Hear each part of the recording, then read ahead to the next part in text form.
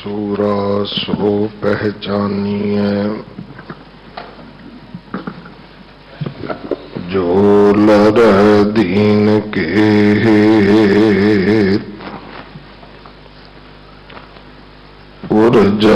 पुरजा कट मारे, कबू न छाड़ खेत।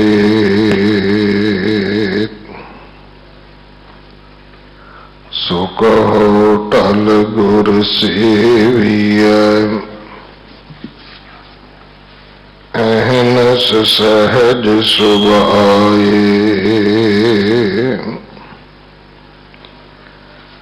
दर्शन परसिय गुरु कै, जन्म मरण दुख जाए।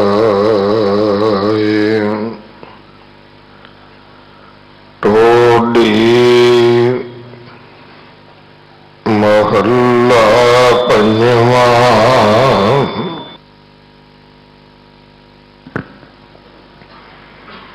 हर बिसरत सदा खुआरी। ताका तो खा कहाँ व्यापै, जहाँ का ओट तुहारी। हर बिसरत सदा खुआरी। ताका तो खा कहाँ व्यापै, जहाँ का ओट तुहारी। रहा बिन सिमरन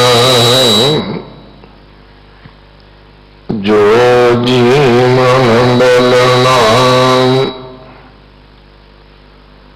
सरप जैसे अरजारी, नाल खंडन को राज कमावे। अंत चले गोहारी, गुण निदान गुण नहीं गाए। जहाँ का कृपा तारी, सो सुखिया तन उस जन्मा।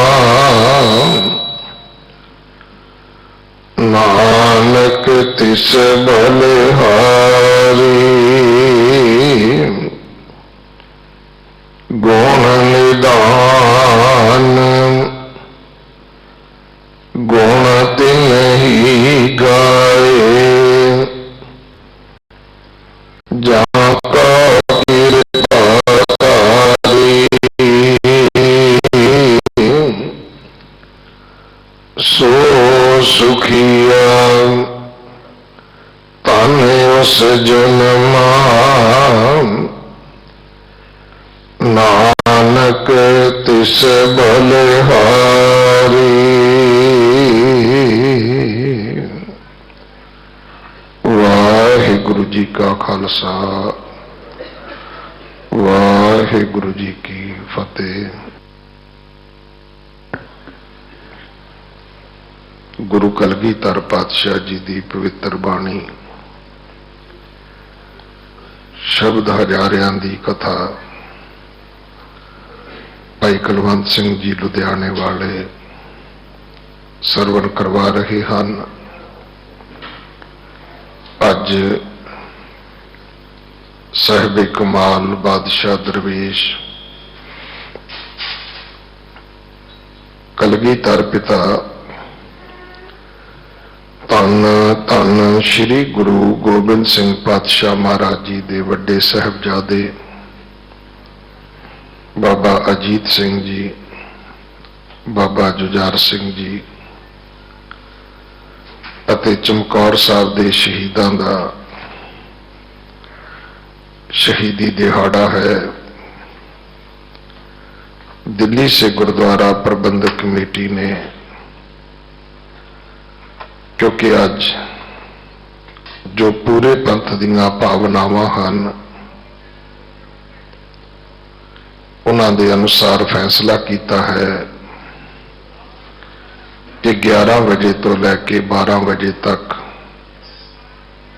गुरुद्वारा बंगला साहब बाकी सारे इतिहासिक गुरुद्वारियां दे विच एक जपजी साहब जी का पाठ, एक चौपाई साहब जी का पाठ ते वाहिगुरु गुरु मंत्र का जाप किया जावे। सो सब सिखां नूं, सब सिख जथेबंदियां नूं, सब सिंह सभावां नूं देशां प्रदेशां तक, जिथों तक भी आप जी इस इलैक्ट्रॉनिक मीडिया के राही बेनती सरवण कर रहे होवो, हर गुरसिख निजी तौर पर भी अज 11 तो 12 के समय विच जपजी साहब जी का एक पाठ, चौपाई साहब जी का एक पाठ ते गुर मंत्र का जाप करे। उन्हां शहीदां दी याद विच उन्हां शहीदां नूं आओ अपना सत्कार, अपनी शरधा भेंट करिए। सो सारिआं नूं बेनती है, हर सिंह सभा गुरुद्वारे दे विच 11 तो 12 ये समा पाठ करदिआं, गुर मंत्र का जाप करदिआं साडा बतीत होवे। ये सारिआं नूं सिनम्र बेनती है। अगले समय वास्ते आओ गुरबाणी दी चल रही विचार दे नाल जुड़िए। वाहिगुरु जी का खालसा, वाहिगुरु जी की फतेह। इस स्थान ते भी अज 11 तो 12 ये लाइव होवेगा, लाइव टैलीकास्ट होवेगा टीवी दे राही। आप जी घरां विच भी इस पाठ दे नाल, इस गुरु मंत्र दे जाप दे नाल जुड़ सकते हो। वाहिगुरु जी का खालसा, वाहिगुरु जी की फतेह। वाहिगुरु साहिब जीओ, कमाले करामात कायम करीम,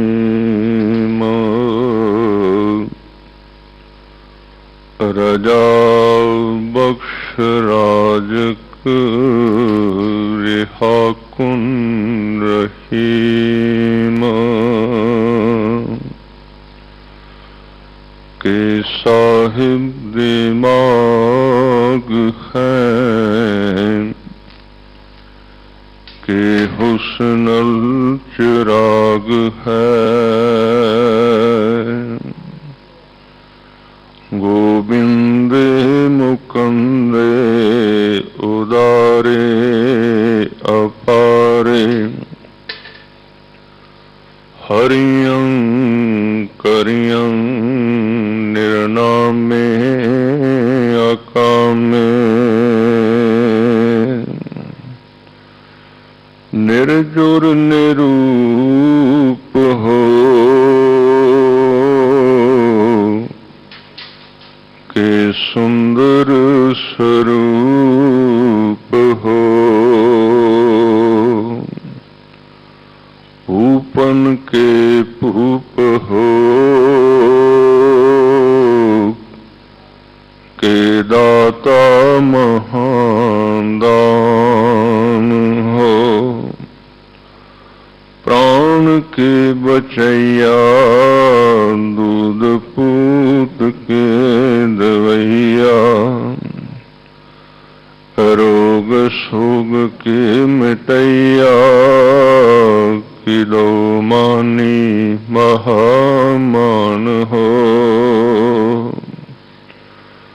बादशाह दरवेश गुरु गोबिंद सिंह, हक हक अंदेश गुरु गोबिंद सिंह। सो कहो टल गुर सेविया, अहनिस सहज सुभाए।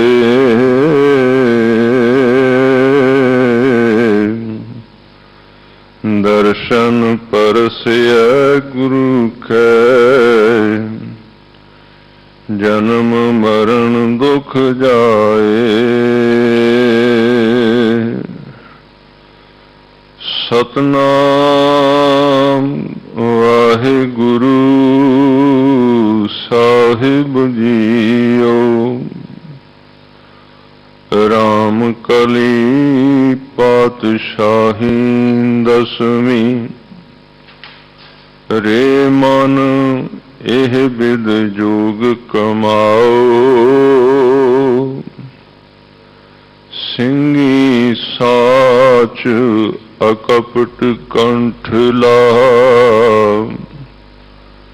ध्यान बेभूत च लगाओ।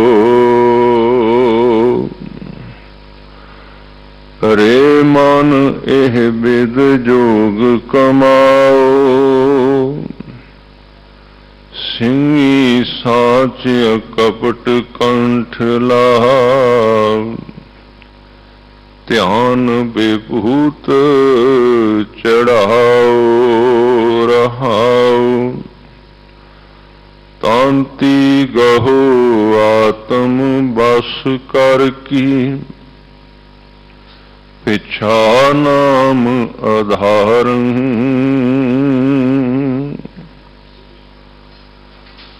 तांती गहो आत्म बस कर की, पिछा नाम आधारं। बाजे परम तार तत् हर को उपजह राग रसारं।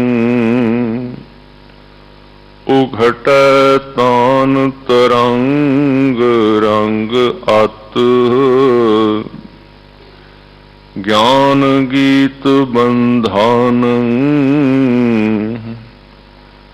चक चक रहे देव दानव मुन, छक छक व्योम विवानं।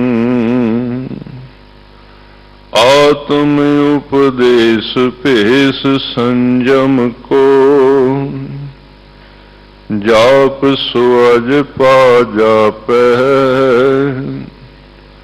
सदा रह कंचन सी काया, काल न कबहू व्यापै। आत्म उपदेश पेश संयम को, जाप सुअज पा जापै। सदा रह कंचन सी काया, काल न कबहू व्यापै। वाहिगुरु जी का खालसा, वाहिगुरु जी की फतेह। सतगुरु गरीब नवाज सच्चे पातशाह जी, लोक परलोक दे सहायक श्री गुरु ग्रंथ साहिब सच्चे पातशाह जी दे सजे हुए दीवान विच पहुंचे सत्कारयोग गुरु खालसा साध संगत जीओ। आप जी वडभागी हो, गुरु चरना विच हाजरी लवा के जीवन सफल कर रहे हो। अज दे विचार दे समय विच दसम पातशाह साहिब श्री गुरु गोबिंद सिंह महाराज ਉਹਨਾਂ ਦੁਆਰਾ ਉਚਾਰਨ ਕੀਤੀ ਹੋਈ ਬਾਣੀ ਸ਼ਬਦ ਹਜ਼ਾਰੇ, ਜੋ ਰਾਮਕਲੀ ਰਾਗ ਵਿੱਚ ਕੁਝ ਸ਼ਬਦ ਹਨ। ਦੂਸਰੇ ਸ਼ਬਦ ਦਾ ਪਾਠ ਆਪ ਜੀ ਨੇ ਸਰਵਣ ਕੀਤਾ ਹੈ। ਇਹਦੇ ਨਾਲ ਅੱਜ ਚਮਕੌਰ ਦੀ ਗੜੀ ਵਿੱਚ ਜੋ ਦੁਨੀਆ ਦਾ ਅਜੀਬ ਯੁੱਧ ਹੋਇਆ, ਸੰਸਾਰ ਵਿੱਚ ਜਿਸ ਦੀ ਕਿਤੇ ਮਿਸਾਲ ਨਹੀਂ, ਔਰ ਜਿਸ ਥਾਂ ਤੇ ਉਸ ਸਤਿਗੁਰੂ ਨੇ, ਵੈਸੇ ਤੇ ਸਾਰੇ ਹੀ ਬਚਨ ਜਿੰਨੇ ਮਹਾਰਾਜ ਕਲਗੀਧਰ ਪਾਤਸ਼ਾਹ ਨੇ ਕੀਤੇ ਨੇ, ਉਹ ਕੇਵਲ ਬਚਨਾਂ ਤੱਕ ਸੀਮਤ ਨਹੀਂ, ਉਹਨਾਂ ਨੂੰ ਉਸ ਥਿਉਰੀ ਨੂੰ ਪ੍ਰੈਕਟੀਕਲ ਰੂਪ ਦਿੱਤਾ ਹੈ। ਇੱਕ ਬਚਨ ਜੋ ਮਹਾਰਾਜ ਨੇ ਕੀਤਾ ਸੀ ਕਿ ਮੈਂ ਆਪਣੇ 10 ਜਾਮਿਆਂ ਵਿੱਚ, 10 ਸਰੀਰਾਂ ਵਿੱਚ, 200 ਸਵਾ 200 ਸਾਲ ਵਿੱਚ ਜਿਹੜਾ ਇੱਕ ਪੂਰਨ ਮਨੁੱਖ ਪੈਦਾ ਕੀਤਾ ਹੈ, ਜੋ ਖਾਲਸੇ ਦੀ ਸਾਜਣਾ ਕੀਤੀ ਹੈ, ਇਹਦੇ ਅੰਦਰ ਮੈਂ 1.25 ਲੱਖ ਦੇ ਸਾਹਮਣੇ ਇੱਕ ਵਿੱਚ ਖਲੋਣ ਦੀ ਸ਼ਕਤੀ ਭਰ ਦਿਆਂ। ਉਸ ਵਚਨ ਨੂੰ ਇੰਜ ਕਹਿ ਲਓ, ਚਮਕੌਰ ਦੀ ਗੜੀ ਤੇ ਸਰਹੰਦ ਦੀ ਦੀਵਾਰ 10 ਗੁਰੂਆਂ ਦੇ 230 ਸਾਲਾਂ ਦੀ ਕਮਾਈ ਦਾ ਇੱਕ ਅਖੀਰਲਾ ਸਿੱਟਾ ਹੈ, ਜਿਹਦੇ ਵਿੱਚ ਉਸ ਸਾਰੇ ਗਿਆਨ ਨੂੰ, ਉਸ ਸਾਰੀ ਵਿਚਾਰਧਾਰਾ ਨੂੰ, ਉਸ ਸਾਰੀ ਭਾਵਧਾਰਾ ਨੂੰ, ਉਸ ਸਾਰੇ ਅਧਿਆਤਮਕਵਾਦ ਨੂੰ ਇੱਕ ਸਿਰੇ ਤੇ ਜਾ ਕੇ ਪਰਖਿਆ ਤੇ ਬਿਲਕੁਲ 100 ਦੇ 100 ਨੰਬਰ ਲੈ ਕੇ ਉਹ ਸੰਪੂਰਨਤਾ ਪ੍ਰਾਪਤ ਕੀਤੀ। ਉਹ ਵੀ ਅੱਜ ਆਪਾਂ ਵੱਡੇ ਸਾਹਿਬਜ਼ਾਦਿਆਂ ਦੀ ਸ਼ਹਾਦਤ, ਗੁਰੂ ਕੇ ਸਿੰਘਾਂ ਦੀ ਸ਼ਹਾਦਤ, ਆਨੰਦਪੁਰ ਸਾਹਿਬ ਤੋਂ ਚਮਕੌਰ ਸਾਹਿਬ ਦਾ ਸਫ਼ਰ, ਉਹਦੇ ਵਿੱਚ ਕਿੰਨਿਆਂ ਨੇ ਘਾਲਣਾ ਕੀਤੀਆਂ, ਇਹ ਵੀ ਆਪਾਂ ਵਿਚਾਰਨਾ ਹੈ। ਪਰ ਮੁੱਢ ਵਿੱਚ ਇਹ ਸ਼ਬਦ ਜਿਹਦੇ ਅੰਦਰ ਸਤਿਗੁਰੂ ਜੀ ਅਤ ਦਾ ਪਿਆਰ ਵਿੱਚ ਭਿੱਜ ਕੇ, ਕਿਉਂਕਿ ਉਹ ਜਿੱਥੇ ਸਿਪਾਹੀ ਨੇ ਉੱਥੇ ਸੰਤ ਵੀ ਨੇ, ਭਾਵੇਂ ਇਹਨਾਂ ਦਿਨਾਂ ਬਾਅਦ ਝਾਤੀ ਮਾਰਨੇ ਆ, ਥਾਂ ਕੋਈ ਵੀ ਹੋਵੇ, ਸਵੇਰ ਦਾ ਵੀ ਨਿਤਨੇਮ ਉਸੇ ਤਰ੍ਹਾਂ ਬਰਕਰਾਰ ਰਿਹਾ ਕਲਗੀਧਰ ਪਾਤਸ਼ਾਹ।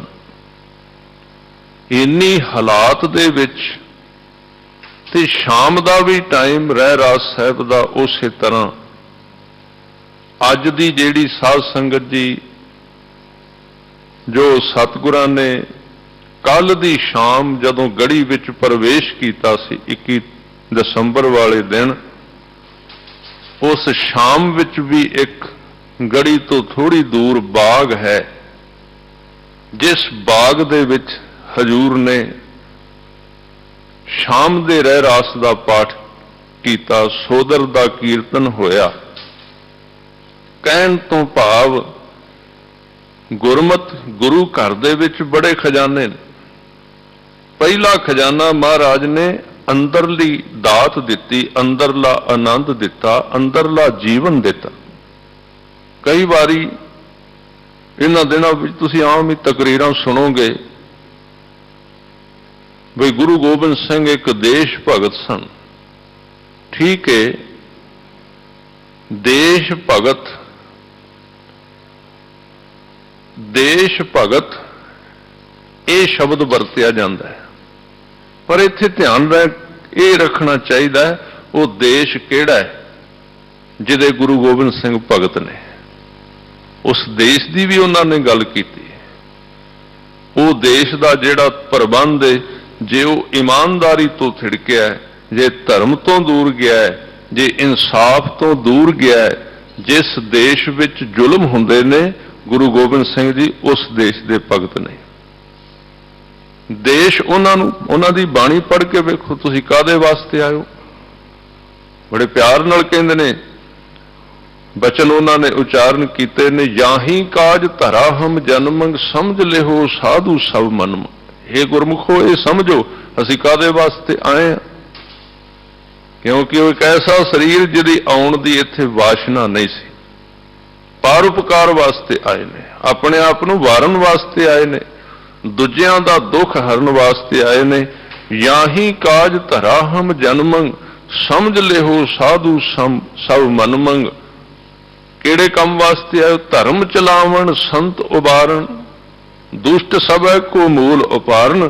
ਕਹਿੰਦੇ ਆ ਤਿੰਨ ਕੰਮ ਕਰਨ ਇੱਥੇ ਆਇਆ, ਤਿੰਨੇ ਹੀ ਕੰਮ ਕਰਨਾ ਹੈ, ਹੋਰ ਮੇਰਾ ਇੱਥੇ ਕੋਈ ਕਾਰਜ ਨਹੀਂ। ਧਰਮ ਚਲਾਵਣ, ਧਰਮ ਕਿਤਾਬਾਂ ਵਿੱਚ ਬੜਿਆ ਲਿਖਿਆ ਸੀ ਪਹਿਲਿਆਂ ਨੇ ਵੀ, ਵਿਚਾਰਧਾਰਾ ਜਿਹੜੀ ਸੀ ਉਹ ਵੀ ਸ਼ੁੱਧ ਨਹੀਂ ਸੀ। ਕਹਿੰਦੇ ਮੈਂ ਚਲਾਉਣਾ ਹੈ, ਧਰਮ ਨੂੰ ਚਲਾਉਣਾ ਹੈ, ਕੱਲਾ ਪੜ੍ਹਨਾ ਨਹੀਂ, ਕੱਲਾ ਸੁਣਨਾ ਨਹੀਂ, ਇਹਨੂੰ ਚਲਾਉਣਾ ਹੈ ਸੰਸਾਰ ਦੇ ਵਿੱਚ। ਮੈਂ ਧਰਮ ਚਲਾਉਣ ਲਈ ਆਇਆ। ਮੈਂ ਬੇਨਤੀ ਕਰ ਰਿਹਾ ਸਾਂ, ਗੁਰੂ ਗੋਬਿੰਦ ਸਿੰਘ ਨੂੰ ਕੱਲਾ ਦੇਸ਼ ਭਗਤ ਕਹਿਣਾ ਸਾਡੇ ਦਿਮਾਗ ਦੇ ਵਿੱਚੋਂ ਗੁਰੂ ਗੋਬਿੰਦ ਸਿੰਘ ਜੀ ਦੀ ਅਧਿਆਤਮਕ ਤੇ ਰੱਬੀ ਛਵੀ ਨੂੰ ਕੱਢਣ ਦਾ ਇੱਕ ਯਤਨ ਹੈ। ਧਿਆਨ ਰੱਖਣਾ, ਦੇਸ਼ ਭਗਤ ਜ਼ਰੂਰ ਸਨ, ਪਰ ਉਹ ਸਾਡੇ ਵਾਸਤੇ ਇੱਕ ਉੱਚੇ ਰਹਿਬਰ ਸਨ, ਭਾਵੇਂ ਮਨੁੱਖੀ ਸਰੀਰ ਵਿੱਚ ਸਨ। ਉਹ ਸਾਡੇ ਵਾਸਤੇ ਇਕੱਲੇ ਸਿਪਾਹੀ ਨਹੀਂ। ਦੇਸ਼ ਭਗਤ ਤੇ ਇਕੱਲਾ ਸਿਪਾਹੀ ਵੀ ਹੋ ਸਕਦਾ ਹੈ, ਤਲਵਾਰ ਲੈ ਕੇ ਲੜ ਸਕਦਾ ਹੈ, ਪਰ ਧੰਨ ਗੁਰੂ ਗੋਬਿੰਦ ਸਿੰਘ ਜੀ ਦੀਆਂ ਤੇ ਨਜ਼ਰਾਂ ਦੇ ਵਿੱਚ, ਉਹਨਾਂ ਦੀ ਤੇ ਤਸਵੀਰ ਦ੍ਰਿਸ਼ਟੀ ਵਿੱਚ ਕਿੰਨੀ ਵੱਡੀ ਭਰੀ ਸੀ। ਜਿੱਧਰ ਇੱਕ ਵਾਰੀ ਨਜ਼ਰ ਭਰ ਕੇ ਵੇਖ ਦਿੱਤਾ। ਇੱਕ ਛੋਟੀ ਜੀ ਗੱਲ ਤੁਹਾਡੇ ਨਾਲ ਸਾਂਝੀ ਕਰਦੇ ਹਾਂ। ਮਹਾਰਾਜਾ ਰਣਜੀਤ ਸਿੰਘ ਦੇ ਟਾਈਮ ਦੇ ਵਿੱਚ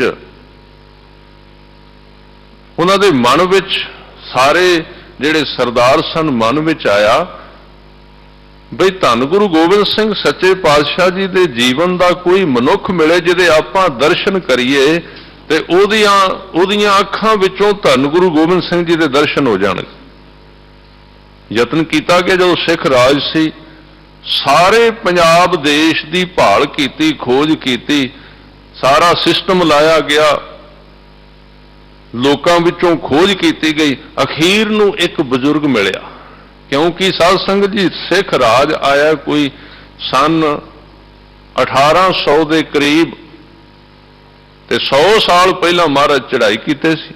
ਸਨ 1708 ਵਿੱਚ ਉਹਨਾਂ ਸਰੀਰਕ ਜਾਮਾ ਸੰਕੋਚਿਆ।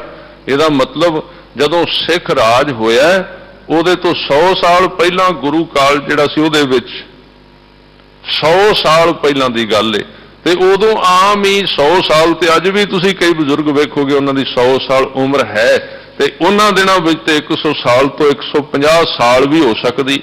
ਇਹਦਾ ਮਤਲਬ ਉਦੋਂ ਉਹ ਮਨੁੱਖ ਮੌਜੂਦ ਸਨ ਜਿਨ੍ਹਾਂ ਨੇ ਆਪਣੀ ਇਸ ਸਰੀਰਕ ਅੱਖ ਨਾਲ ਗੁਰੂ ਗੋਬਿੰਦ ਸਿੰਘ ਜੀ ਦੇ ਦਰਸ਼ਨ ਕੀਤੇ।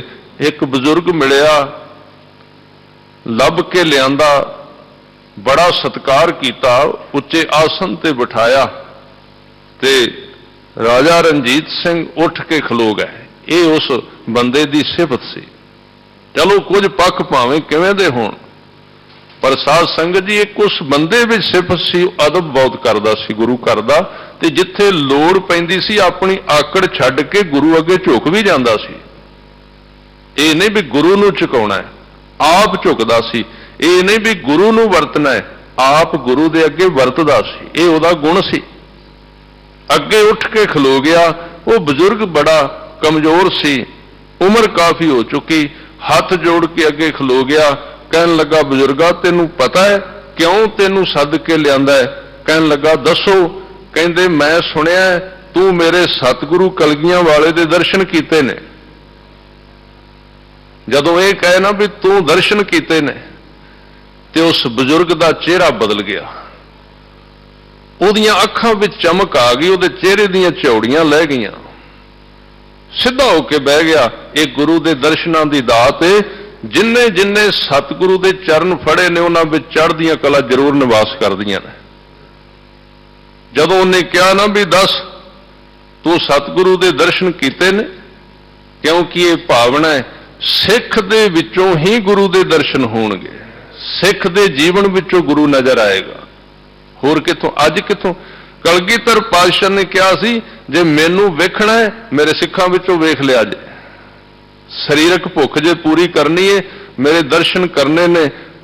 ਜਦੋਂ ਅੱਗੇ ਆ ਕੇ ਖਲੋਤਾ ਕਹਿੰਦੇ ਬਜ਼ੁਰਗਾ ਦੱਸ ਤੂੰ ਦਰਸ਼ਨ ਕੀਤੇ ਨੇ? ਕਹਿਣ ਲੱਗਾ ਹਾਂ ਦਰਸ਼ਨ ਕੀਤੇ ਨੇ। ਮਹਾਰਾਜ ਜੀ ਰਣਜੀਤ ਸਿੰਘ ਨੇ ਕਿਹਾ ਇੱਕ ਗੱਲ ਕੋਈ ਸੁਣਾ, ਜਦੋਂ ਦਰਸ਼ਨ ਕੀਤੇ ਨੇ ਕਿਵੇਂ ਲੱਗਾ? ਕਹਿਣ ਲੱਗਾ ਆਨੰਦਪੁਰ ਸਾਹਿਬ ਮੈਂ ਵੀ ਪਰਿਵਾਰ ਨਾਲ ਗਿਆ ਸੀ, ਸਤਿਗੁਰੂ ਸਾਹਮਣੇ ਬੈਠੇ ਸਨ ਸਿੰਘਾਸਨ ਤੇ ਵੈਸੇ ਬੜੀ ਭੀੜ ਸੀ, ਮੈਂ ਨੇੜੇ ਨਹੀਂ ਸੀ ਜਾ ਸਕਦਾ, ਪਰ ਮੈਨੂੰ ਮੌਕਾ ਲੱਗ ਗਿਆ, ਮੈਨੂੰ ਸਮਾਂ ਲੱਗ ਗਿਆ, ਮੈਂ ਅੱਗੇ ਹੋ ਕੇ ਸਤਿਗੁਰਾਂ ਦੇ ਚਰਨਾਂ ਨੂੰ ਪਰਸ ਲਿਆ, ਚਰਨਾਂ ਨੂੰ ਹੱਥ ਲਾਇਆ।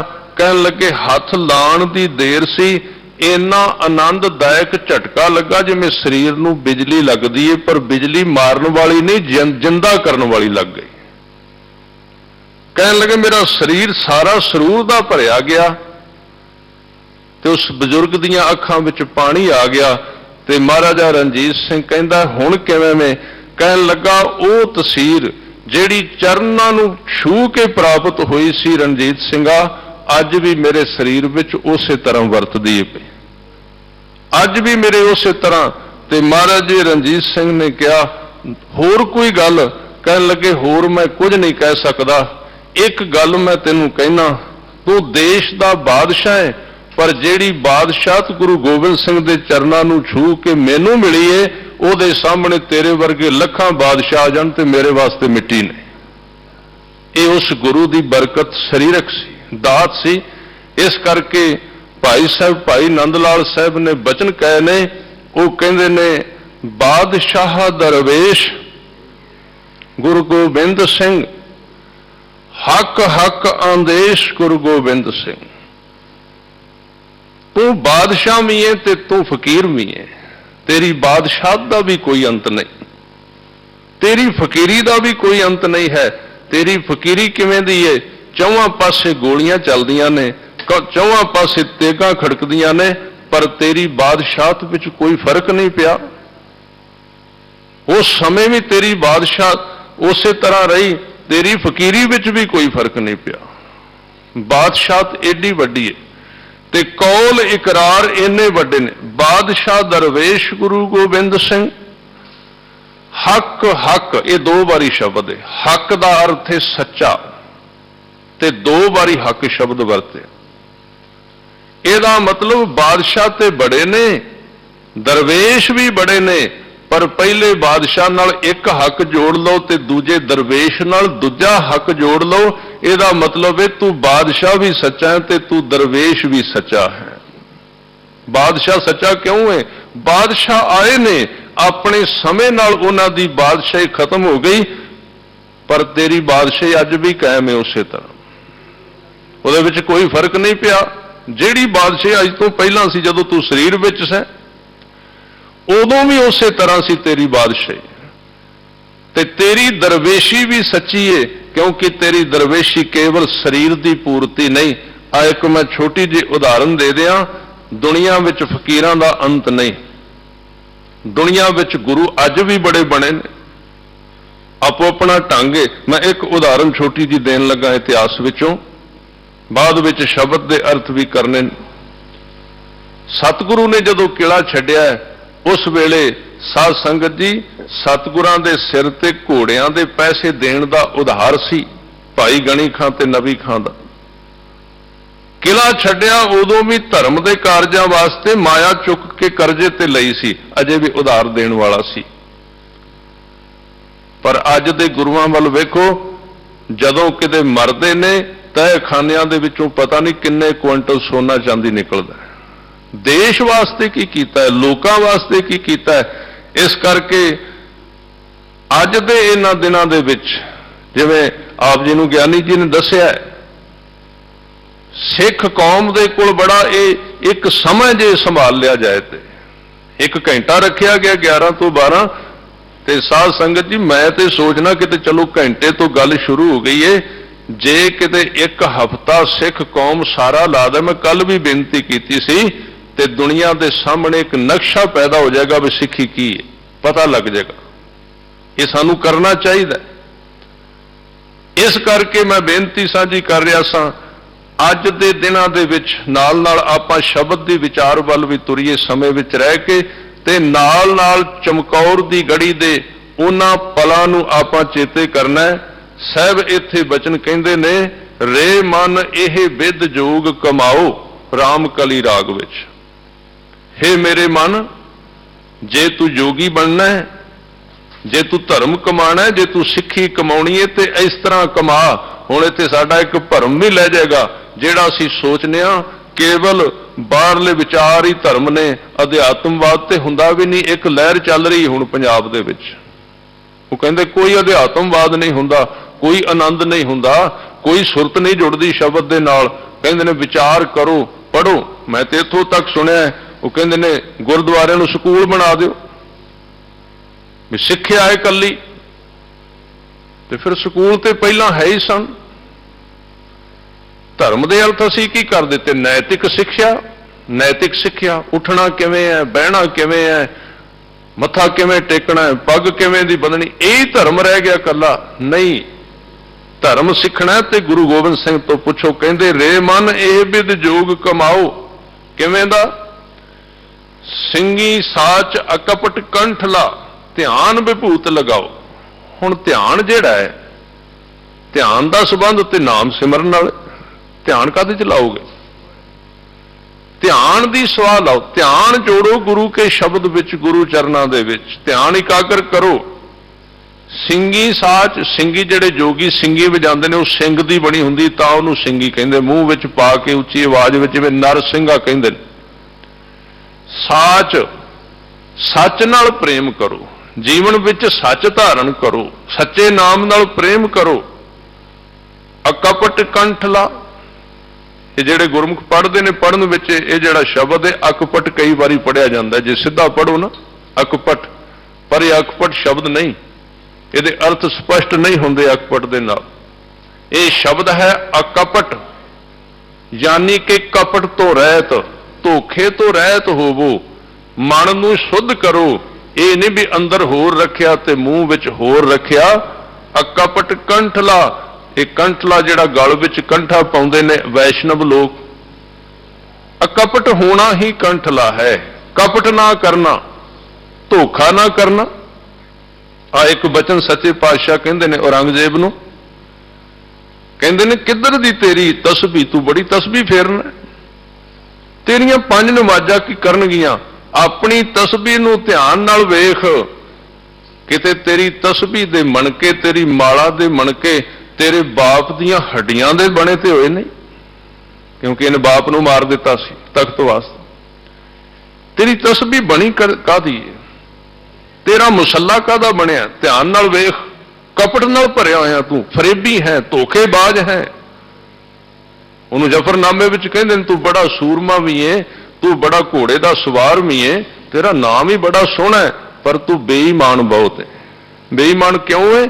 ਜਿਸ ਕੁਰਾਨ ਨੂੰ ਤੂੰ ਰੋਜ਼ ਪੜ੍ਹਨਾ ਹੈ, ਤੂੰ ਉਸ ਕੁਰਾਨ ਦੇ ਉੱਤੇ ਸਾਈਨ ਕਰਕੇ ਲਿਖ ਕੇ ਭੇਜਣਾ ਹੈ, ਬਈ ਗੁਰੂ ਗੋਬਿੰਦ ਸਿੰਘ ਨੂੰ ਕਹਿ ਦਿਓ ਕਿਲਾ ਛੱਡ ਦਿਓ, ਤੁਹਾਨੂੰ ਕੁਝ ਨਹੀਂ ਕਵਾਂਗੇ। ਤੇ ਅਜੇ 4 ਕਿਲੋਮੀਟਰ ਨਹੀਂ ਗਏ ਤੇ ਤੈਨੂੰ ਕੁਰਾਨ ਭੁੱਲ ਗਈ, ਤੇਰੀ ਫੌਜ ਨੂੰ ਕੁਰਾਨ ਭੁੱਲ ਗਈ, ਤੈਨੂੰ ਚੇਤਾ ਹੀ ਨਹੀਂ ਰਿਹਾ।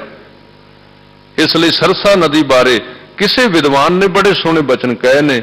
ਉਹ ਕਹਿੰਦੇ ਨੇ ਸਰਸਾ ਪਹਿਲਾਂ ਵੀ ਨਹੀਂ ਚੜੀ, ਬਾਅਦ ਵਿੱਚ ਵੀ ਨਹੀਂ ਚੜੀ, ਉਦਣ ਕਿਉਂ ਚੜ ਗਈ? ਉਦਣ ਕਿਉਂ ਪਾਣੀ ਆ ਗਿਆ? ਉਹ ਭਾਵਨਾ ਵਿੱਚ ਆ ਕੇ ਲਿਖਦਾ ਹੈ, ਉਹ ਕਹਿੰਦਾ ਉਸ ਰਾਤ ਕੁਰਾਨ ਇੰਨੀ ਰੋਈ, ਉਹਦੀਆਂ ਅੱਖਾਂ ਵਿੱਚੋਂ ਇੰਨਾ ਪਾਣੀ ਵਗਿਆ ਵੀ ਸਰਸਾ ਨਦੀ ਲਬਾਲਬ ਭਰੀ ਗਈ, ਕਿਉਂਕਿ ਉਹਦੀ ਸਹੁੰ ਖਾਧੀ ਗਈ ਸੀ। ਗਾਂ ਵਾਲਿਆਂ ਨੇ ਗਊ ਦੀ ਸਹੁੰ ਖਾਧੀ, ਕੁਰਾਨ ਦੀ ਸਹੁੰ ਖਾਧੀ। ਪਰ ਸਤਿਗੁਰੂ ਇੱਕ ਬਚਨ ਕਹਿੰਦੇ ਨੇ ਗ੍ਰੰਥ ਤੇਰਾ ਹੈ ਕੁਰਾਨ, ਮੇਰਾ ਨਹੀਂ। ਗਊ ਤੁਹਾਡੀ ਹੈ, ਮੇਰੀ ਨਹੀਂ। ਤਿਲਕ ਤੁਹਾਡਾ ਹੈ, ਮੇਰਾ ਨਹੀਂ। ਜਨੇਊ ਤੁਹਾਡਾ ਹੈ, ਮੇਰਾ ਨਹੀਂ। ਪਰ ਮੈਂ ਤੁਹਾਨੂੰ ਦੱਸਣਾ ਚਾਹੁੰਦਾ, ਤੁਹਾਨੂੰ ਆਪਣੇ ਗ੍ਰੰਥ ਤੇ ਉਹਨਾਂ ਵਿਸ਼ਵਾਸ ਨਹੀਂ ਜਿੰਨਾ ਮੈਂ ਆਪਣੇ ਥਾਂ ਤੇ ਖੜਾ। ਕੁਰਾਨ ਤੁਹਾਡੀ ਏ, ਪਰ ਮੈਂ ਫਿਰ ਵੀ ਤੁਹਾਡੀ ਕੁਰਾਨ ਦਾ ਸਤਿਕਾਰ ਕੀਤਾ। ਵੈਸੇ ਮੈਂ ਕੁਰਾਨ ਨੂੰ ਮੰਨਦਾ ਨਹੀਂ। ਰਾਮ ਰਹੀਮ ਪੁਰਾਣ ਕੁਰਾਨ ਅਨੇਕ ਕਹੈ, ਮਤ ਏਕ ਨਾ ਮਾਨਿਓ। ਪਰ ਤੁਸੀਂ ਕੁਰਾਨ ਚੁੱਕ ਕੇ ਲਿਆਏ ਸੋ, ਮੈਂ ਕੁਰਾਨ ਨੂੰ ਵੇਖ ਕੇ ਸੋਚਿਆ ਇਹਦੇ ਵਿੱਚ ਤੇ ਰੱਬ ਦੀ ਗੱਲ ਏ। ਮੈਂ ਕਹਿ ਦਿੱਤਾ ਕਿਲਾ ਛੱਡ ਦਿਆਂਗਾ।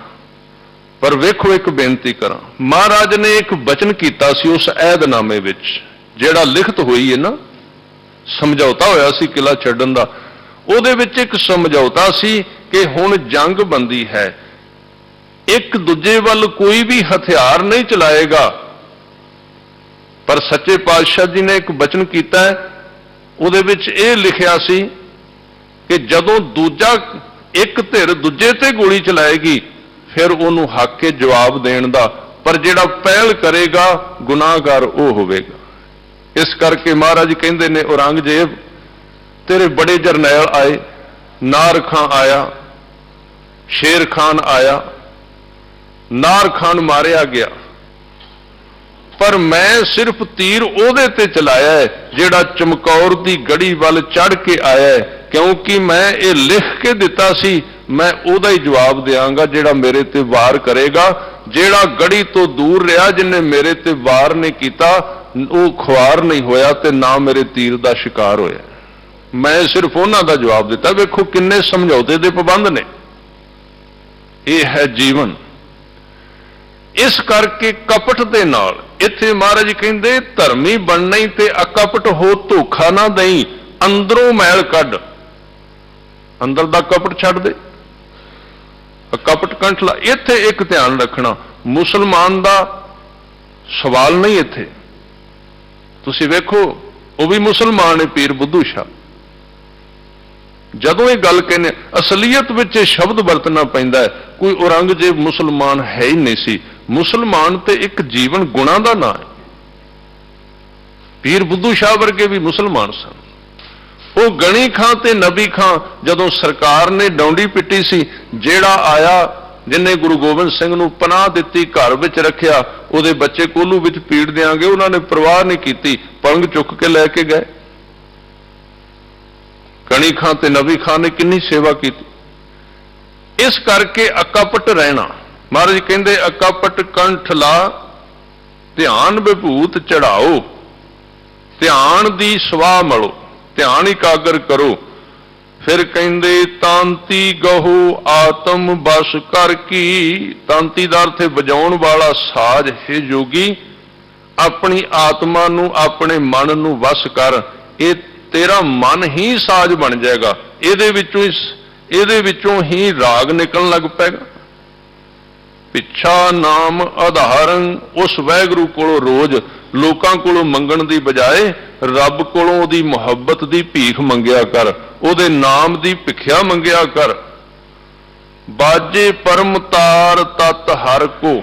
ਜੇ ਤੂੰ ਇਸ ਤਰ੍ਹਾਂ ਮਨ ਨੂੰ ਵਾਜਾ ਬਣਾ ਲੈ, ਮਨ ਨੂੰ ਤੰਤੀ ਬਜਾ ਲੈ, ਤੇਰਾ ਮਨ ਸ਼ੁੱਧ ਹੋ ਜਾਏ, ਅਕਪਟ ਹੋ ਜਾਏ, ਧਿਆਨ ਇਕਾਗਰ ਹੋ ਜਾਏ, ਤੇ ਮਨ ਐਸਾ ਸਾਜ਼ ਬਣੇਗਾ, ਇਹਦੇ ਅੰਦਰੋਂ ਬਾਜੇ ਪਰਮ ਤਾਰ, ਬੜੀ ਸੁੰਦਰ ਇੱਕ ਤਾਰ ਵੱਜੇਗੀ। ਤਤ ਹਰ ਕੋ, ਵਾਹਿਗੁਰੂ ਦੇ ਨਾਮ ਦਾ ਇੱਥੇ ਇਹ ਸਾਜ਼, ਇੱਕ ਰਾਗ ਨਿਕਲੇਗਾ। ਉਪਜੈ ਰਾਗ ਰਸਾਰੰਗ, ਤੇਰੇ ਮਨ ਦੇ ਵਿੱਚੋਂ ਇੱਕ ਰਸ ਭਰਿਆ ਰਾਗ ਨਿਕਲੇਗਾ। ਜਦੋਂ ਤੇਰਾ ਮਨ ਅਕਪਟ ਹੋ ਗਿਆ, ਉਦੋਂ ਇਹਦੇ ਵਿੱਚੋਂ ਸਾਜ਼ ਰਾਗ ਨਿਕਲਣਗੇ। ਫਿਰ ਕਹਿੰਦੇ ਉਘਟੈ ਤਾਨ ਤਰੰਗ ਰੰਗ ਅਤ। ਜਿੱਦਣ ਤੇਰਾ ਮਨ ਸਾਜ਼ ਬਣ ਗਿਆ, ਵਾਜਾ ਬਣ ਗਿਆ, ਸ਼ੁੱਧ ਹੋ ਗਿਆ, ਅਕਪਟ ਹੋ ਗਿਆ, ਇਹਦੇ ਵਿੱਚੋਂ ਇੱਕ ਤਾਨ ਨਿਕਲੇਗਾ। ਤਾਨ ਸ਼ਕਤੀ, ਕਿਉਂਕਿ ਨਾਮ ਦੇ ਵਿੱਚ ਸ਼ਕਤੀ ਵੀ ਹੈ, ਨਾਮ ਦੇ ਵਿੱਚ ਤਾਕਤ ਵੀ ਹੈ।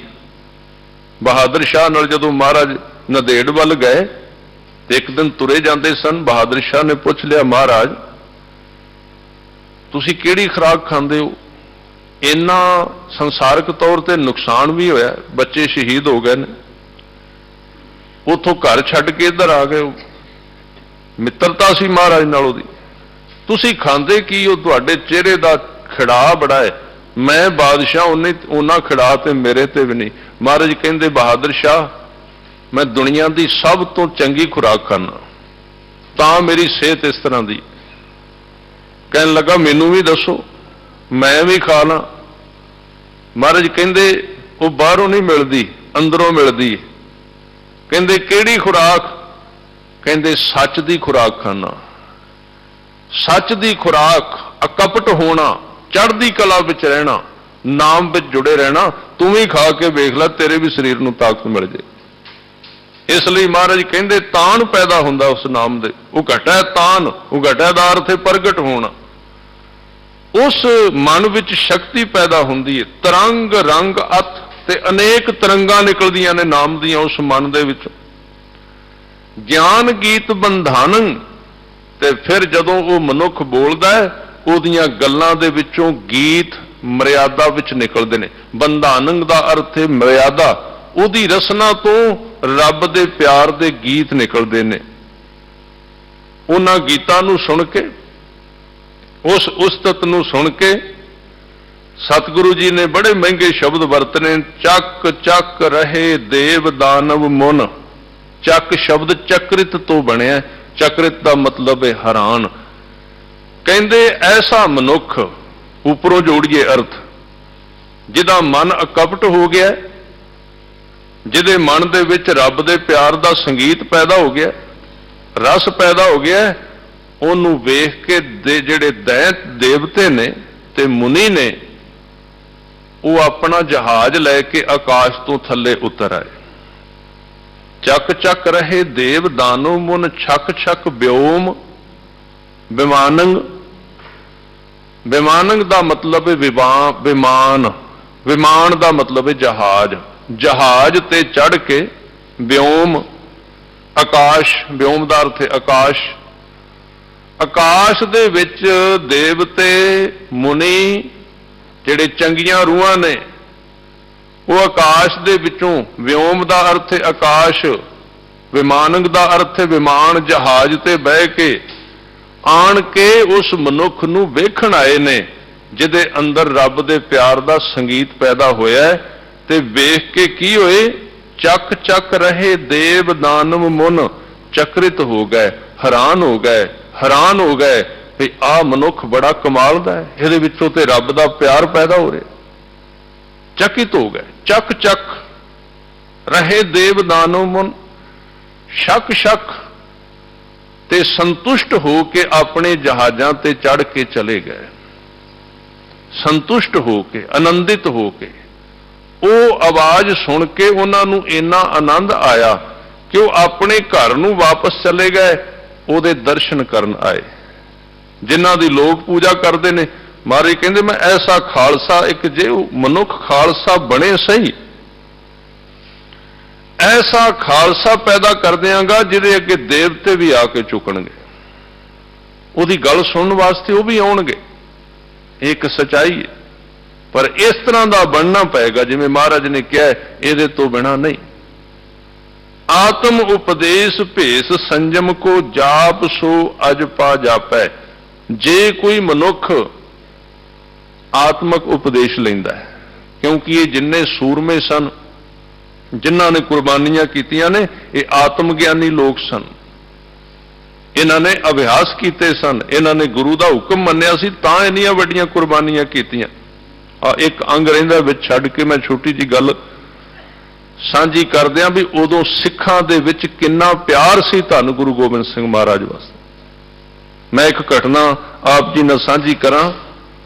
ਉਹਨਾਂ ਦਿਨਾਂ ਵਿੱਚ ਤੁਸੀਂ ਸੁਣਿਆ ਬੜੇ ਲੋਕ ਸਤਿਗੁਰਾਂ ਨੂੰ ਵਿਦਾਵਾ ਲਿਖ ਕੇ ਦੇ ਕੇ ਗਏ, ਕਿਉਂਕਿ ਭੁੱਖ ਦਾ ਦੁੱਖ ਸੀ, ਬਿਮਾਰੀਆਂ ਦਾ ਦੁੱਖ ਸੀ। ਬੜਿਆਂ ਨੇ ਵਿਦਾਵੇ ਲਿਖੇ, ਭਾਈ ਮਾਨ ਸਿੰਘ ਵਰਗਿਆਂ ਨੇ। ਉਹਨਾਂ ਦਿਨਾਂ ਦੇ ਵਿੱਚ ਸਾਧਨ ਨਹੀਂ ਸਨ ਵੀ ਫਲਾਣਾ ਬੰਦਾ ਕਿੱਥੇ ਹੈ। ਇੱਕ ਘਟਨਾ ਹੈ, ਇੱਕ ਇਲਾਕਾ ਹੈ ਸਰਹਾਲੀ, ਤੁਸੀਂ ਸੁਣਿਆ, ਅੰਮ੍ਰਿਤਸਰ ਜ਼ਿਲ੍ਹੇ ਵਿੱਚ। ਸਰਹਾਲੀ ਦਾ ਇੱਕ ਚੌਧਰੀ ਸੀ, ਉਹਦਾ ਨਾਂ ਸੀ ਕੇਸਰੂ ਮੱਲ। ਕੇਸਰੂ ਮੱਲ ਸਰਵਰੀਆਂ ਦਾ ਪੁਜਾਰੀ ਸੀ, ਕਬਰਾਂ ਦੀ ਪੂਜਾ ਕਰਦਾ ਸੀ। ਪਰ ਕਿਤੇ ਗੁਰੂ ਕੀ ਬਾਣੀ ਸਰਵਣ ਕੀਤੀ, ਕਲਗੀਧਰ ਪਾਤਸ਼ਾਹ ਦੀ ਗੱਲ ਸੁਣੀ, ਆਨੰਦਪੁਰ ਸਾਹਿਬ ਆਇਆ, ਦਰਸ਼ਨ ਕੀਤੇ, ਦਰਸ਼ਨ ਕਰਕੇ ਨਿਹਾਲ ਹੋਇਆ, ਇਹਨੇ ਅੰਮ੍ਰਿਤ ਪਾਨ ਕਰ ਲਿਆ, ਕੇਸਰੂ ਤੋਂ ਮੱਲ ਸਿੰਘ ਬਣ ਗਿਆ, ਕੇਸਰੂ ਮੱਲ ਤੋਂ ਮੱਲ ਸਿੰਘ ਬਣ ਗਿਆ। ਇਹ ਛੋਟਾ ਜਿਹਾ ਰਾਜਾ ਸੀ, ਇਹਦੀ ਇੱਕ ਰਿਆਸਤ ਸੀ, ਪਰ ਇੰਨਾ ਪ੍ਰੇਮ ਵਿੱਚ ਆਇਆ ਕਲਗੀਧਰ ਪਾਤਸ਼ਾਹ ਦੇ ਕਿ ਆਨੰਦਪੁਰ ਸਾਹਿਬ ਰਹਿਣ ਲੱਗ ਪਿਆ। ਇੱਕੋ ਪੁੱਤਰ ਸੀ ਇਹਦਾ, ਇੱਕ ਘਰ ਵਾਲੀ ਸਿੰਘਣੀ ਪਤਨੀ, ਤੇ ਕਾਰੋਬਾਰ ਚੰਗਾ ਸੀ, ਨੌਕਰ ਚਾਕਰ, ਕਿਉਂਕਿ ਛੋਟਾ ਜਿਹਾ ਰਾਜਾ ਸੀ। ਸਤਿਗੁਰਾਂ ਦੇ ਪ੍ਰੇਮ ਵਿੱਚ ਆਨੰਦਪੁਰ ਸਾਹਿਬ ਰਹਿੰਦਾ ਰਿਹਾ, ਜੰਗਾਂ ਵਿੱਚ ਹਿੱਸਾ ਲੈਂਦਾ ਰਿਹਾ, ਇੱਕ ਜੰਗ ਹੋਈ ਅਨੰਦਪੁਰ ਸਾਹਿਬ ਦੀ, ਉਹਦੇ ਵਿੱਚ ਸ਼ਹੀਦ ਹੋ ਗਿਆ। ਇਹ ਭਾਈ ਕੇਸਰਮਲ ਸਿੰਘ ਸ਼ਹੀਦ ਹੋ ਗਿਆ। ਪਰਿਵਾਰ ਨੂੰ ਪਤਾ ਲੱਗਾ, ਪਤਨੀ ਸਿੰਘਣੀ ਜਿਹੜੀ ਸੀ ਪੁੱਤਰ ਨੂੰ ਨਾਲ ਲੈ ਕੇ ਆਈ, ਉਹਨੇ ਸਤਿਗੁਰਾਂ ਦੇ ਦਰਸ਼ਨ ਕੀਤੇ, ਪੁੱਤਰ ਨੇ ਅੰਮ੍ਰਿਤ ਛਕ ਲਿਆ ਤੇ ਇੱਕ ਅੱਗੇ ਖਲੋ ਕੇ ਬੇਨਤੀ ਕੀਤੀ ਕਲਗੀਧਰ ਪਾਤਸ਼ਾਹ ਦੇ, ਸੱਚੇ ਪਾਤਸ਼ਾਹ ਜੀ ਇੱਕ ਦਾਤ ਬਖਸ਼ ਦਿਓ। ਕਹਿੰਦੇ ਦੱਸ ਬੇਟਾ ਕੀ? ਕਹਿਣ ਲੱਗਾ ਜਿਹੜੀ ਸੇਵਾ ਤੁਸੀਂ ਮੇਰੇ ਪਿਤਾ ਜੀ ਨੂੰ ਦਿੱਤੀ ਸੀ ਉਸ ਸੇਵਾ ਮੈਨੂੰ ਬਖਸ਼ ਦਿਓ, ਮੈਂ ਤੁਹਾਡੀ ਹਜ਼ੂਰੀ ਵਿੱਚ ਰਹਿਣਾ ਚਾਹੁੰਦਾ। ਪ੍ਰੇਮ ਇੱਕ ਐਸੀ ਚੀਜ਼ ਹੈ ਜਿਹੜੀ ਸੰਸਾਰ ਬਾਰੇ ਨਹੀਂ ਸੋਚਣ ਦਿੰਦੀ। ਇਕਲੌਤਾ ਪੁੱਤਰ ਸੀ, ਜਿਸ ਥਾਂ ਤੇ ਪਿਤਾ ਗੁਰੂ ਗੋਬਿੰਦ ਸਿੰਘ ਜੀ ਦੀ ਫੌਜ ਵਿੱਚ ਕੰਮ ਕਰ ਰਿਹਾ ਸੀ, ਉੱਥੇ ਪੁੱਤਰ ਨੇ ਥਾਂ ਲੈ ਲਈ, ਉਸ ਥਾਂ ਤੇ ਉਹ ਜੂਝਣ ਲੱਗ ਪਿਆ। ਮਾਂ ਵਾਪਸ ਚਲੀ ਗਈ ਸਰਹਾਲੀ, ਬਾਅਦ ਵਿੱਚ ਘੇਰਾ ਪੈ ਗਿਆ, ਕਿਲਾ ਛੱਡਿਆ ਗਿਆ, ਪੁੱਤਰ ਨਾਲ ਸੀ ਉਹਦਾ। ਪਿਤਾ ਪਹਿਲਾਂ ਸ਼ਹੀਦ ਹੋ ਗਿਆ, ਉਸ ਬੀਬੀ ਦਾ ਪੁੱਤਰ ਇਸ ਘੇਰੇ ਵਿੱਚ ਸੀ। ਨਾਂ ਨਿਕਲਿਆ ਧੰਨ ਗੁਰੂ ਗੋਬਿੰਦ ਸਿੰਘ ਮਹਾਰਾਜ ਜੀ ਦੇ, ਤੇ ਜਿਨ੍ਹਾਂ ਦਿਨਾਂ ਵਿੱਚ ਚਮਕੌਰ ਦਾ ਸਾਕਾ ਹੋਇਆ ਨਾ, ਸਰਹਾਲੀ ਵਿੱਚ ਉਹ ਬੀਬੀ ਆਪਣੇ ਘਰ ਦੇ ਵਿੱਚ ਬੈਠੀ ਹੈ ਤੇ ਅੱਖਾਂ ਵਿੱਚੋਂ ਪਾਣੀ ਵਹਿ ਰਿਹਾ, ਰੋ ਰਹੀ ਹੈ। ਕੋਲੋਂ ਕੋਈ ਆਈਆਂ ਬੀਬੀਆਂ, ਕੋਈ ਨੌਕਰਾਣੀ ਆਈ, ਉਹਨੇ ਕਿਹਾ ਰਾਣੀ, ਇਹਦਾ ਨਾਂ ਸੀ ਰਾਣੀ ਝਾਲਾਂ ਕੌਰ। ਭਾਈ ਸਾਹਿਬ ਭਾਈ ਵੀਰ ਸਿੰਘ ਜੀ ਨੇ ਪ੍ਰਸੰਗ ਲਿਖਿਆ। ਕੋਈ ਗਵਾਂਢਣ ਆਈ, ਕੋਈ ਗੋਲੀ ਆਈ, ਉਹਨੇ ਕਿਹਾ ਰਾਣੀ ਤੇਰਾ ਪਤੀ ਸ਼ਹੀਦ ਹੋ ਗਿਆ ਸੀ, ਉਸ ਵੇਲੇ ਤੂੰ ਤੇਰੀਆਂ ਅੱਖਾਂ ਵਿੱਚ ਪਾਣੀ ਨਹੀਂ ਆਇਆ, ਉਹਦੀ ਥਾਂ ਤੇ ਪੁੱਤਰ ਤੂੰ ਗੁਰੂ ਗੋਬਿੰਦ ਸਿੰਘ ਨੂੰ ਚੜਾਈ ਸੈਂ। ਤੇ ਅੱਜ ਕੀ ਗੱਲ, ਚਮਕੌਰ ਦੀ ਗੱਲ ਸੁਣ ਕੇ, ਆਨੰਦਪੁਰ ਸਾਹਿਬ ਦਾ ਘੇਰਾ ਪਿਆ ਸੁਣ ਕੇ, ਆਨੰਦਪੁਰ ਸਾਹਿਬ ਦਾ ਛੱਡਣਾ, ਸਿੱਖਾਂ ਦੀਆਂ ਸ਼ਹੀਦੀਆਂ ਸੁਣ ਕੇ ਕੀ ਤੇਰੇ ਅੰਦਰ ਦੁੱਖ ਪੈਦਾ ਹੋ ਗਿਆ? ਕੀ ਤੂੰ ਘਬਰਾ ਗਈ ਹੈ? ਉਹ ਕਹਿਣ ਲੱਗੀ ਨਹੀਂ, ਮੇਰੀਆਂ ਅੱਖਾਂ ਵਿੱਚ ਪਾਣੀ ਇਸ ਕਰਕੇ ਨਹੀਂ ਕਿ ਕਿਤੇ ਮੇਰਾ ਪੁੱਤਰ ਵੀ ਨਾ ਸ਼ਹੀਦ ਹੋ ਗਿਆ ਹੋਵੇ, ਮੇਰੀਆਂ ਅੱਖਾਂ ਵਿੱਚ ਪਾਣੀ ਇਸ ਕਰਕੇ ਹੈ ਕਿਉਂਕਿ ਮੈਂ ਇਹ ਖਬਰ ਸੁਣੀ ਹੈ ਬਈ ਕੁਝ ਸਿੱਖ ਗੁਰੂ ਗੋਬਿੰਦ ਸਿੰਘ ਨੂੰ ਲਿਖ ਕੇ ਦੇ ਆਏ ਨੇ ਕਿ ਤੂੰ ਸਾਡਾ ਗੁਰੂ ਨਹੀਂ, ਅਸੀਂ ਤੇਰੇ ਸਿੱਖ ਨਹੀਂ, ਮੈਂ ਇਸ ਕਰਕੇ ਰੋ ਰਹੀ ਹਾਂ, ਮੇਰਾ ਪੁੱਤਰ ਕਿਤੇ ਬਦਾਮੀਆਂ ਵਿੱਚ ਤੇ ਨਹੀਂ, ਕਿਤੇ ਗੁਰੂ ਨੂੰ ਛੱਡ ਕੇ ਨਹੀਂ ਆ ਗਿਆ। ਉਸੇ ਵੇਲੇ ਸਵਾਰ ਭੇਜਿਆ ਵੀ ਜਾਓ ਪਤਾ ਕਰਕੇ ਆਓ ਚਮਕੌਰ ਦੀ ਗੜੀ ਵਿੱਚ ਕੌਣ-ਕੌਣ ਸ਼ਹੀਦ ਹੋਏ ਨੇ, ਕਿਹੜੇ-ਕਿਹੜੇ ਵਿਦਾਵਾ ਦੇ ਕੇ ਗਏ ਨੇ। ਸਵਾਰ ਕੁਝ ਦਿਨਾਂ ਦੇ ਵਿੱਚ ਸੂਹ ਲੈ ਕੇ ਵਾਪਸ ਆਇਆ। ਉਹਨੇ ਕਿਹਾ ਝਾਲਾਂ ਕੌਰ ਤੇਰਾ ਪੁੱਤਰ ਵਿਦਾਵਾ ਲਿਖ ਕੇ ਨਹੀਂ ਦੇ ਕੇ ਗਿਆ, ਉਹ ਚਮਕੌਰ ਦੀ ਗੜੀ ਵਿੱਚ ਸ਼ਹੀਦ ਹੋ ਗਿਆ।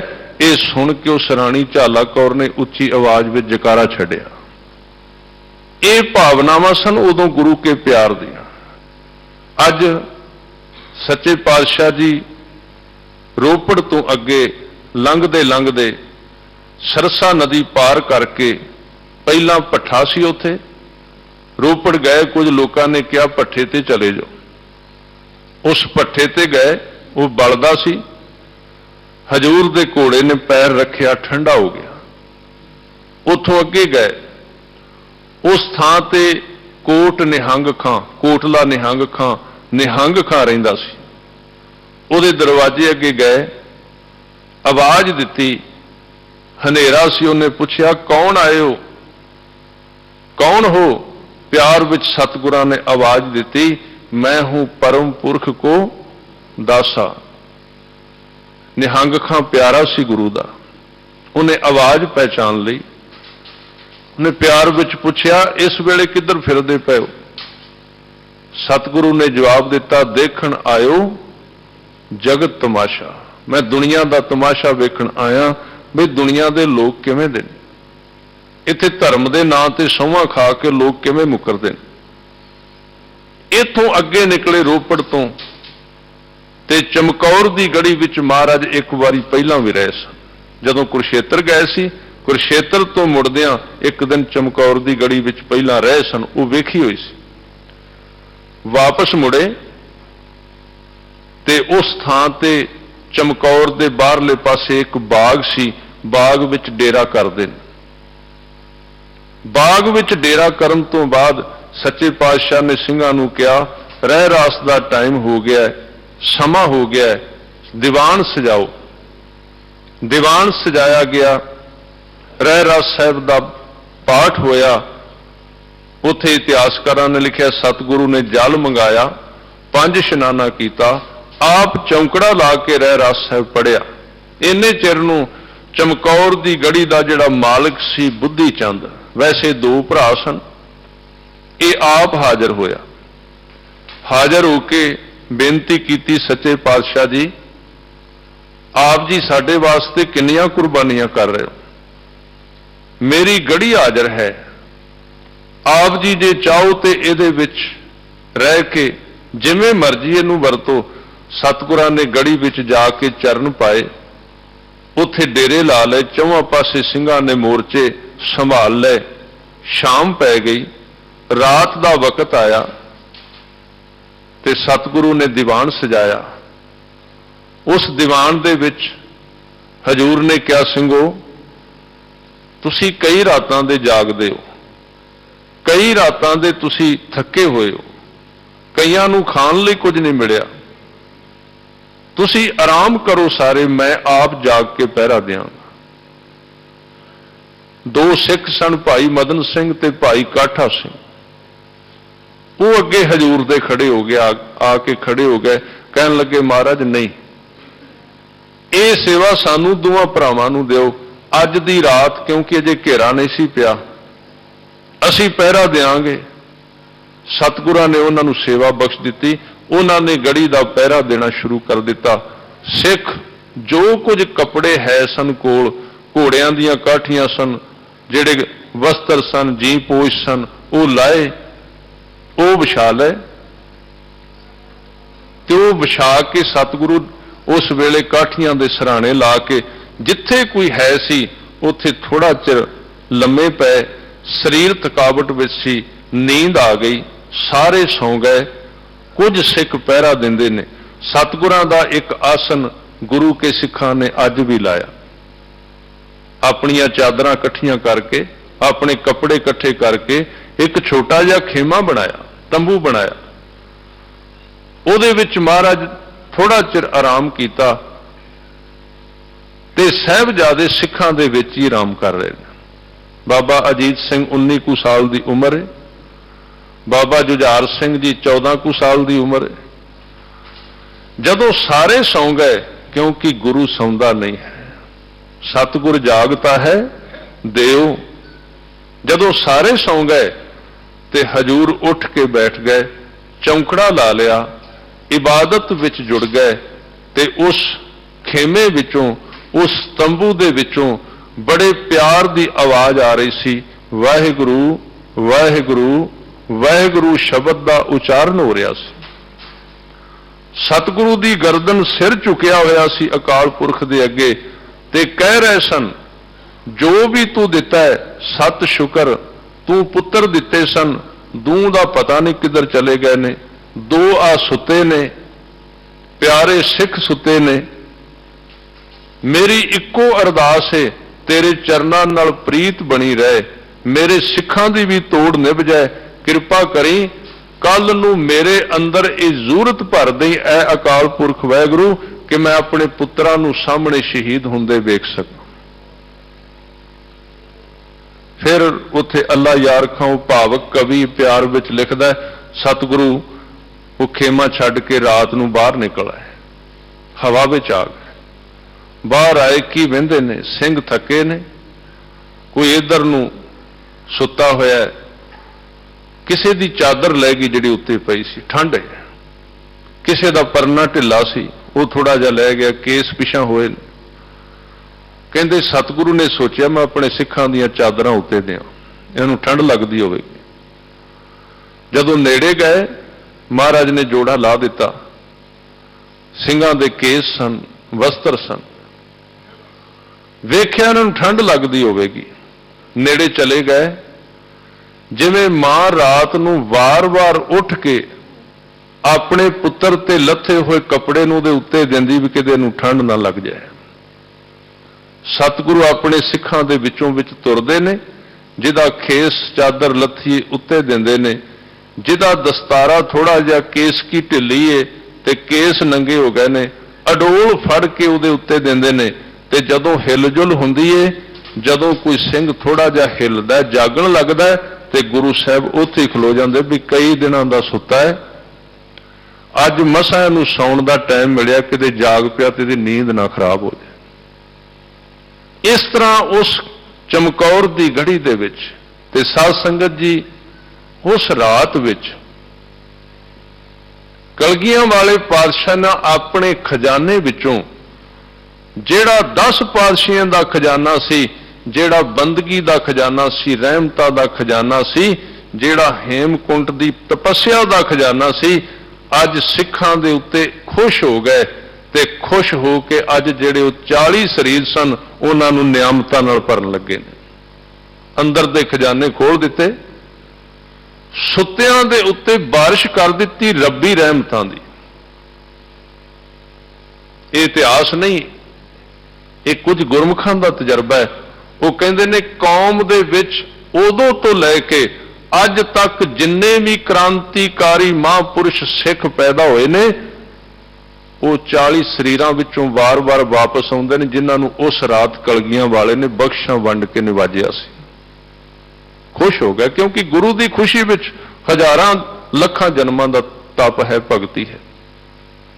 ਬਖਸ਼ਾਂ ਵੰਡ ਦਿੱਤੀਆਂ, ਸਵੇਰ ਹੋਈ, ਫਿਰ ਤਿਆਰੀ ਹੋ ਗਈ ਚੌਵਾਂ ਪਾਸੇ, ਤੇ ਇੰਨੇ ਚਿਰ ਨੂੰ ਰਾਤੋਂ ਰਾਤ ਦੁਸ਼ਮਣ ਨੇ ਆ ਕੇ ਗੜੀ ਨੂੰ ਘੇਰ ਲਿਆ। ਗਿਣਤੀ 10 ਲੱਖ ਆਪ ਵੀ ਲਿਖੀ ਹੈ ਮਹਾਰਾਜ ਨੇ। ਤੇ ਉਸ ਵੇਲੇ ਇੱਕ ਰਾਗੀ ਸੀ ਭਾਈ ਹੀਰਾ ਸਿੰਘ, ਭਾਈ ਵੀਰ ਸਿੰਘ ਹੋਰਾਂ ਨੇ ਲਿਖਿਆ, ਉਹ ਕਹਿੰਦਾ ਵੀ ਭਾਈ ਵੀਰ ਸਿੰਘ ਜੀ ਕਹਿੰਦੇ ਵੀ ਭਾਈ ਹੀਰਾ ਸਿੰਘ ਦਰਬਾਰ ਸਾਹਿਬ ਦੇ ਰਾਗੀ, ਉਹਨਾਂ ਨੇ ਮੈਨੂੰ ਦੱਸਿਆ ਵੀ ਉਹਨਾਂ ਦੀ ਉਮਰ ਬਹੁਤ ਸੀ, ਵੀ ਇੱਕ ਪੁਰਾਣਾ ਕੋਈ ਸਿਪਾਹੀ ਮਿਲਿਆ ਸੀ ਜਿਹੜਾ ਇਸ ਜੰਗ ਦੇ ਵਿੱਚ ਮੌਜੂਦ ਸੀ। ਉਹਨੇ ਮੈਨੂੰ ਦੱਸਿਆ ਸੀ ਕਿ ਚਮਕੌਰ ਦੀ ਗੜੀ ਦੇ 12-12 ਕਿਲੋਮੀਟਰ ਵਿੱਚ ਘੇਰਾ ਸੀ, ਇੰਨੀ ਫੌਜ ਸੀ ਚੌਵਾਂ ਪਾਸੇ। 12 ਕਿਲੋਮੀਟਰ ਤੱਕ ਫੌਜ ਖਿਲਰੀ ਹੋਈ ਸੀ। ਉਹ ਕਹਿੰਦਾ ਮੈਂ 12 ਕਿਲੋਮੀਟਰ ਦੂਰ ਰਿਹਾ, ਉਦੋਂ ਅੱਗੇ ਜਾਣ ਦਾ ਰਾਹ ਹੀ ਨਹੀਂ ਸੀ, ਇੰਨੀ ਫੌਜ ਸੀ। ਹੁਣ ਤੁਸੀਂ ਆਪਣੇ ਆਪ ਸੋਚੋ ਕਿੰਨੀ ਭਾਰੀ ਗਿਣਤੀ ਵਿੱਚ, ਇਕੱਲੀ ਫੌਜ ਨਹੀਂ, ਪਿੰਡਾਂ ਦੇ ਲੋਕ ਵੀ ਉੱਠ ਕੇ ਆ ਗਏ ਵੀ ਲੁੱਟਾਂਗੇ ਗੁਰੂ ਨੂੰ। ਸਵੇਰ ਹੋਈ, ਜੰਗ ਸ਼ੁਰੂ ਹੋਈ, 8-8 ਦੇ ਜਥੇ ਸਤਿਗੁਰੂ ਭੇਜਦੇ ਰਹੇ, ਆਪ ਉੱਤੇ ਮਮਟੀ ਦੇ ਚੜ੍ਹ ਕੇ ਤੀਰਾਂ ਦੀ ਵਰਖਾ ਕਰਦੇ ਰਹੇ।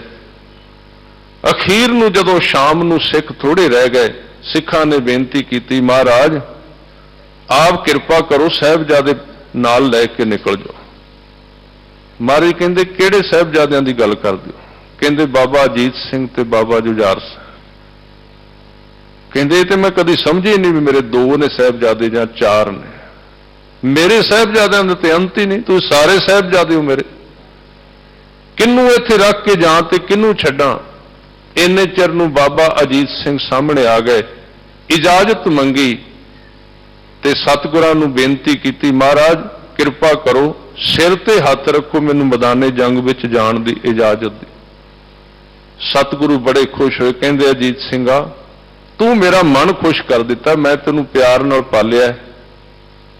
ਜੇ ਮੈਂ ਆਵਾਜ਼ ਮਾਰ ਕੇ ਸਾਦਾ ਵੀ ਜਾ, ਇਹਦੇ ਅਰਥ ਹੋਰ ਨਿਕਲਣੇ ਸਨ। ਅੱਜ ਤੂੰ ਆਪ ਆ ਗਿਆ, ਜਾ ਕੌਮ ਨੂੰ ਇੱਕ ਰਹਿਮਤਾਂ ਦਿੱਤੀਆਂ, ਜਦੋਂ ਵੀ ਕੌਮ ਨੂੰ ਲੋੜ ਹੋਵੇਗੀ ਤੇਰੇ ਵਰਗੇ ਨੌਜਵਾਨ ਆਪੇ ਉੱਠ ਕੇ ਆਉਣ ਕਰਨਗੇ, ਕਹਿਣਾ ਨਹੀਂ ਪਏਗਾ ਕਿਸੇ ਨੂੰ। ਇਹ ਬਖਸ਼ਾਂ ਦਿੱਤੀਆਂ ਨੇ।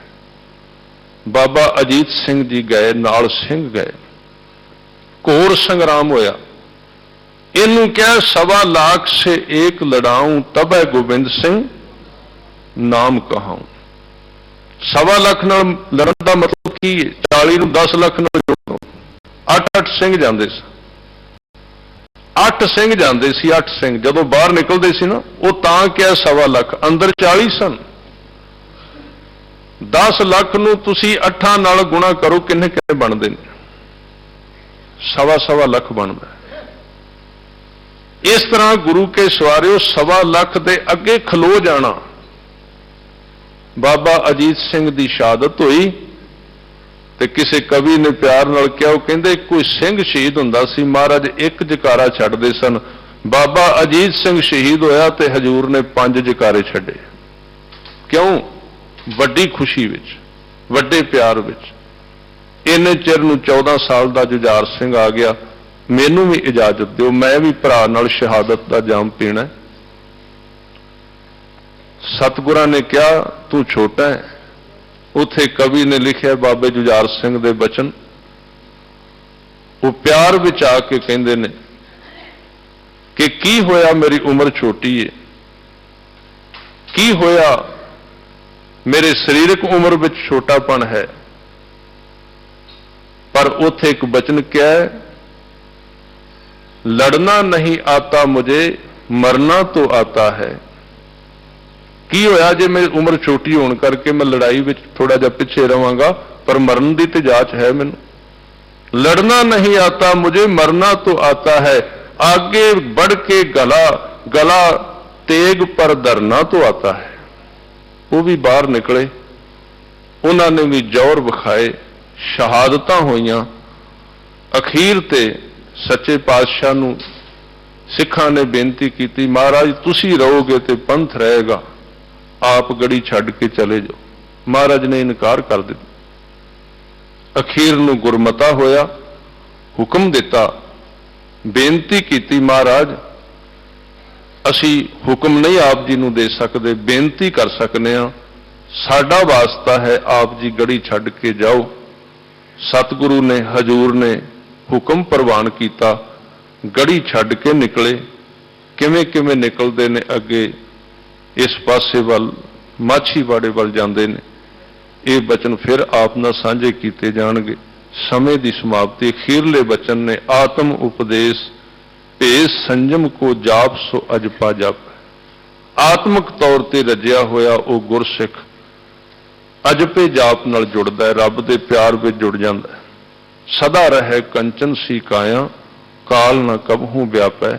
ਉਹਦੀ ਕਾਇਆ ਸੋਨੇ ਵਰਗੀ ਪਵਿੱਤਰ ਹੋ ਜਾਂਦੀ ਹੈ, ਕਦੀ ਉਹਨੂੰ ਕਾਲ ਨਹੀਂ ਵਿਆਪਦਾ, ਉਹਨਾਂ ਤੋਂ ਉੱਚਾ ਉੱਠ ਜਾਂਦਾ ਹੈ। ਭੁੱਲਾਂ ਚੁੱਕਾਂ ਦੀ ਖਿਮਾ ਜੀ। ਵਾਹਿਗੁਰੂ ਜੀ ਕਾ ਖਾਲਸਾ, ਵਾਹਿਗੁਰੂ ਜੀ ਕੀ ਫਤਿਹ।